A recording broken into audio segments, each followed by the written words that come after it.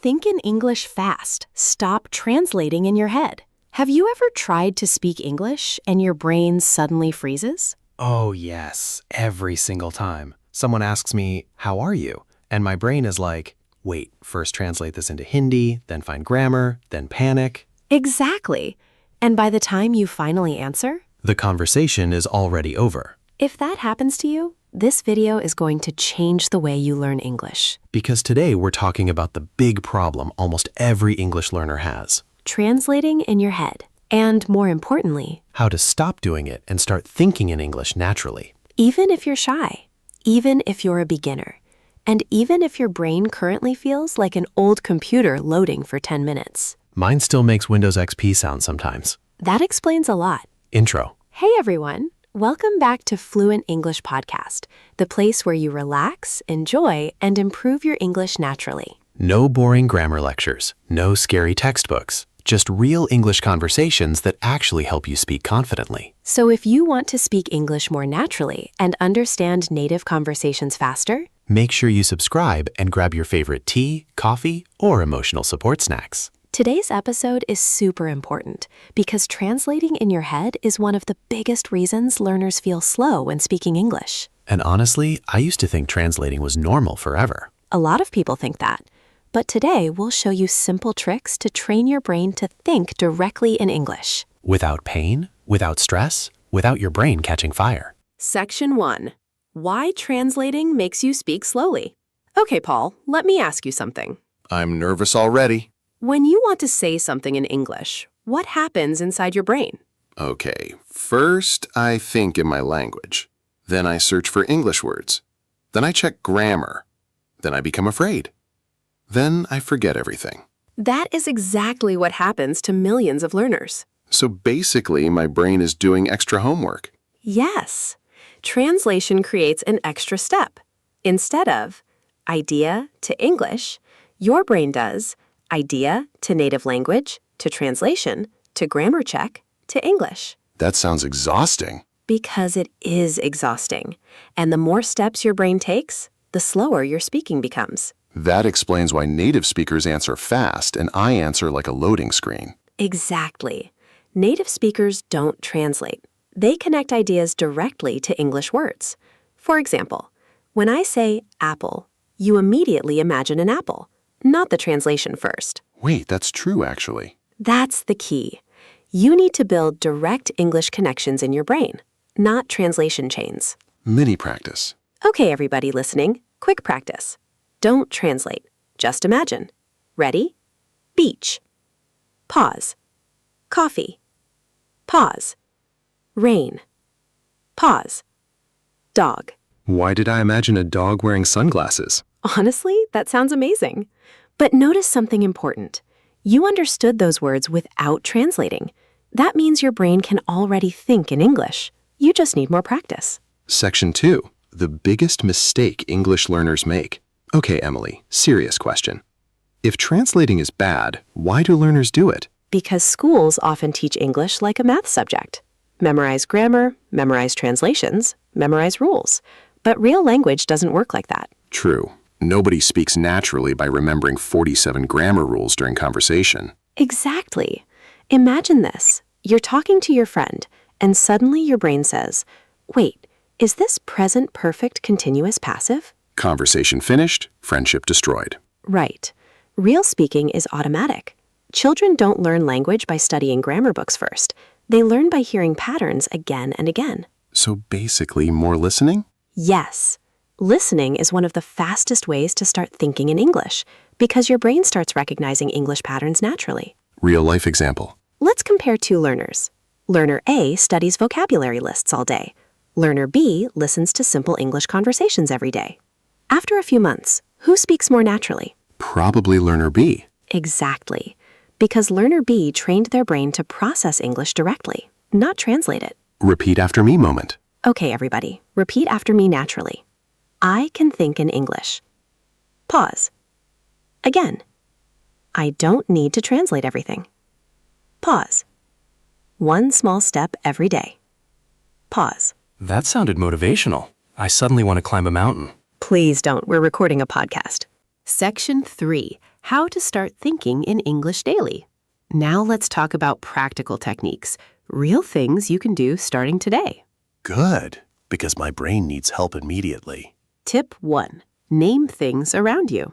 This is one of the easiest methods. Look around your room and say simple English words. Chair, phone, window, water bottle. Oh, like building English labels in your brain. Exactly. Then slowly make tiny sentences. My phone is on the table. The room is cold. I need coffee. I say that sentence every morning, sometimes emotionally. The goal is speed, not perfection. Simple English is powerful. Tip 2, talk to yourself. Wait. Talk to myself? Now I sound crazy. No, you sound smart. Athletes practice alone. Musicians practice alone. Language learners should practice alone too. Okay, but what do I say? Anything. Describe your day. For example, I'm making breakfast. I need to answer emails. I'm tired today. Small thoughts, small sentences, no pressure. Actually, that sounds easy. And here's the important part. Do not stop every second to fix grammar mistakes. Keep speaking. Your fluency grows through flow, not perfection. Mini story. When I was learning another language, I used to narrate my day while cooking. I'm cutting onions. I dropped the spoon. I burned the food again. That last sentence feels very personal. It happened many times. Now I trust you more. Section 4. Train your brain with English chunks. Okay, Emily, here's my problem. Sometimes I know many words, but I still can't speak fast. Why? Because native speakers don't usually speak word by word. They use chunks, small groups of words together. For example, how's it going? I'm not sure. To be honest, at the end of the day, these become automatic. Like language shortcuts? Exactly. Instead of building every sentence from zero, your brain grabs ready-made phrases. Practice time. Okay, listeners, repeat after us naturally. How's it going? Pause. To be honest. Pause. I'm just kidding. Pause. At the end of the day. Pause. I use I'm just kidding too much. People no longer trust me. That explains your dating history. Wow. Emotional damage. Why chunks help? Chunks reduce thinking time. Your brain starts speaking automatically. That's why listening to podcasts, TV shows, and conversations is so helpful. You hear real chunks repeatedly. So instead of memorizing random words, learn useful phrases. Exactly. Because language is connection, not isolated vocabulary. Section 5. Stop fearing mistakes. Good, because my brain needs help immediately. Okay, Emily, I think this is the real problem. Fear. Sometimes I know the sentence, but I'm scared to speak. That's completely normal. A lot of learners think, if my English isn't perfect, people will judge me. But here's the truth. Communication matters more than perfection. Honestly, when someone speaks broken English to me, I still understand them. Exactly. And most people appreciate effort. Remember, fluent speakers make mistakes too.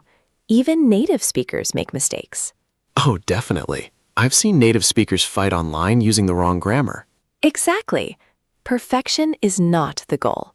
Connection is the goal. Emotional moment. And listeners, please remember this. Your accent is not a problem. Your mistakes are not proof that you're bad at English. Mistakes are signs that you're learning. Every fluent speaker once sounded awkward too. Every confident speaker once felt nervous. Growth takes practice, not shame. That honestly would have helped me years ago, because I used to stay silent even when I knew the answer. A lot of people do that. But silence doesn't improve speaking. Speaking improves speaking. Section 6. The Think Simple Secret. Okay, Emily, give us one final big secret. Here it is. Think simple English. Most learners try to sound too advanced. They create long, complicated sentences in their head and then panic. That is literally me. I try to sound intelligent and suddenly forget basic verbs. Exactly. Simple English is powerful English. For example, instead of saying, I was extremely exhausted due to occupational responsibilities, just say, I was really tired from work. Natural, easy, real. Honestly, native speakers talk simply most of the time. Yes. Simple English is faster thinking. Faster thinking, more confidence. Quick speaking challenge. Okay, listeners, fast challenge. Answer these questions in simple English. Ready? What did you eat today? Pause. What do you want this year? Pause. What makes you happy? Pause. My answer to all 3 questions is pizza. That is both impressive and concerning. Section 6. The daily 5-minute routine. Before we finish, let's give everyone a simple daily routine. Only 5 minutes. 5 minutes? Even lazy people can do that. Exactly. Minute 1. Look around and name objects in English. Minute 2. Describe what you're doing. Minute 3. Repeat useful English phrases. Minute 4. Listen to simple English audio. Minute 5. Speak freely without worrying about mistakes. That's it. Small daily practice creates big improvement. And honestly, that feels much less scary than studying grammar for 4 hours. Consistency beats intensity, always. Final motivational ending. If you remember only one thing from today's episode, remember this. You do not need perfect English to start thinking in English. Start small, start messy, start today. And stop waiting for the magical day when you suddenly become ready. Because confidence comes after practice, not before it. Your brain learns through repetition, through listening, through speaking, through mistakes. That's how fluency grows. Slowly, naturally, step by step. Outro. All right, everyone, we want to hear from you. What is the hardest part about speaking English? Thinking fast? Vocabulary? Confidence? Fear of mistakes? Tell us in the comments.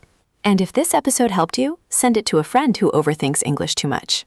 We all know at least one person translating every sentence like Google Translate inside their brain. Including you. Okay, wow, attacked again. Thank you so much for listening to Fluent English Podcast. Keep practicing, keep speaking, and most importantly, Keep believing in yourself. See you in the next episode. bye everyone.